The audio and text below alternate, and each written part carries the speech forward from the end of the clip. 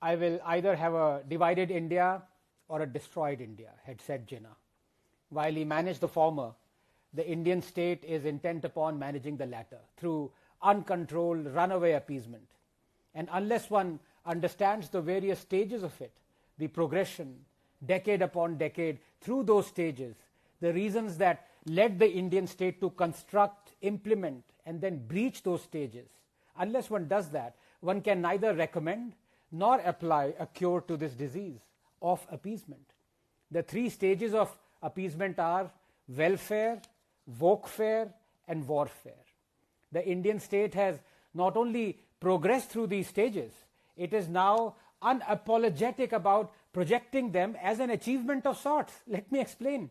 The first stage of appeasement, welfare. Welfare targets the money.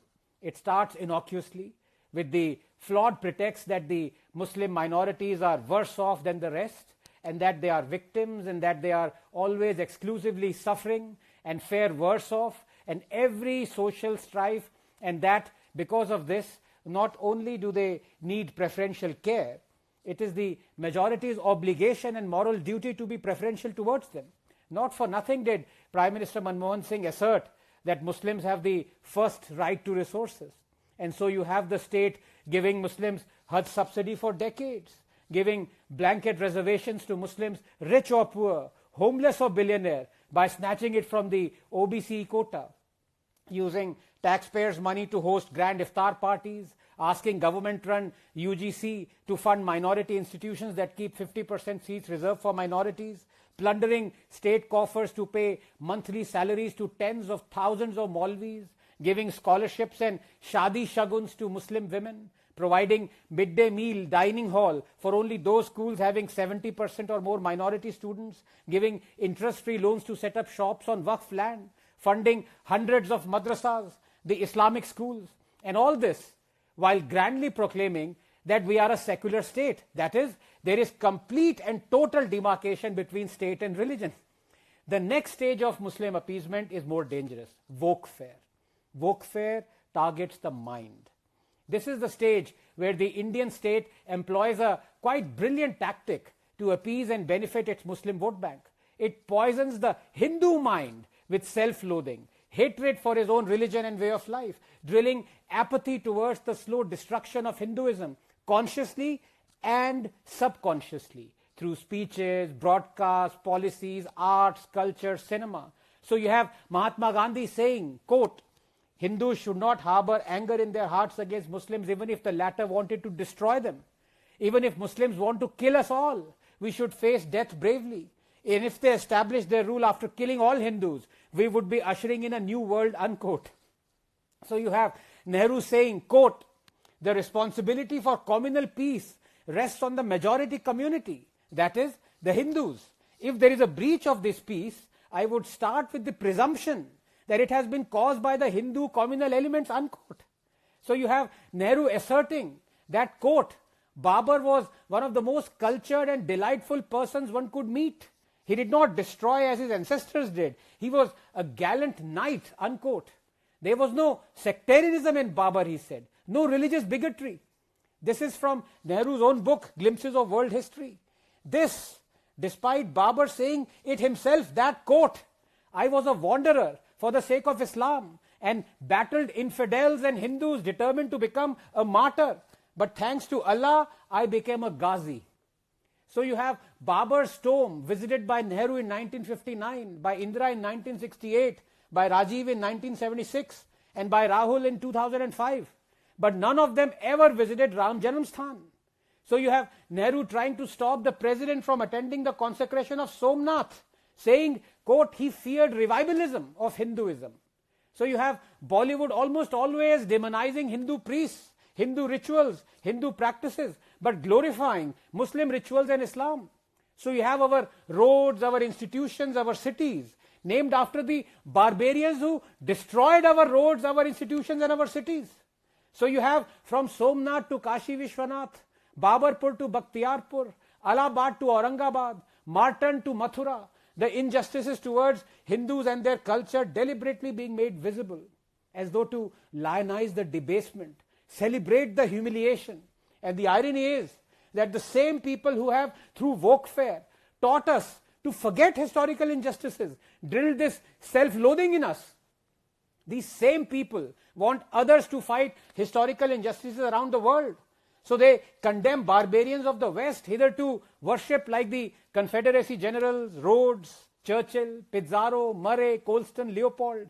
They celebrate their roads and buildings being renamed, their statues being brought down. But here in India, this same set eulogizes barbarians like Tipu, Aurangzeb, Babur, Khilji.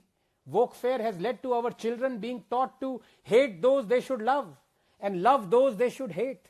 Wokefare has led to our leaders proclaiming that demography shift is not an issue at all, that those who warn us about it are actually communal bigots. Look, if you were to take as starting point the premise that all religions are exactly the same, then there is no issue. Because under that premise, if one religion population can be the majority, why can't be the other? But the fact is, all religions are not the same. Some religions exhibit predatory, supremacist, exclusivist views and practices. The truth is, if such a religious denomination becomes majority population, it begins very quickly dictating its social practices upon others. There are some schools now in Jharkhand that have Friday as a holiday instead of Sunday. We have seen what happened in the Kashmir Valley, and I'm not just talking about the Kashmiri Hindu genocide of 1990. The sitting chief minister now even called for stoning as a punishment there. We have seen the state of homosexuals and atheists and women under the majority of such religious denominations. Atheists are condemned to death in 13 Islamic countries. Homosexuals are caned, women discriminated. We have another chief minister, this time of Bengal, warning Hindus to not venture into quote unquote Muslim areas. Fact is, changing demography shifts a government's decisions towards wokefare. One feeds off the other. Opposing CAA, appointing Muslims on temple boards, curtailing the time duration traditionally permitted for Durga idol immersion by making way for Muharram procession, promising to give land to imams for construction of houses, uprooting lampposts that have Hindu symbols, scared to list out hundreds of Muslim mob hate attacks, lynchings, attempting lynchings, while naming selectively only the Hindu mob crime attacks.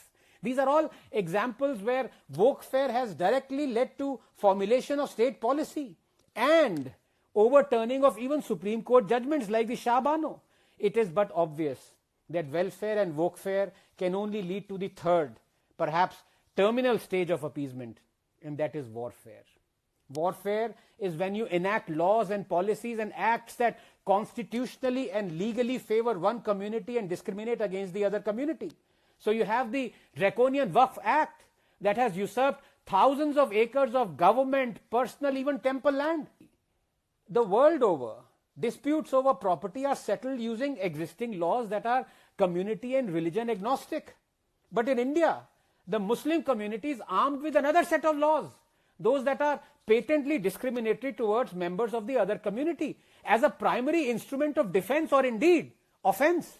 Is there a Hindu equivalent of the Waqf Act? No. Why doesn't the state promulgate one in the interest of equality then?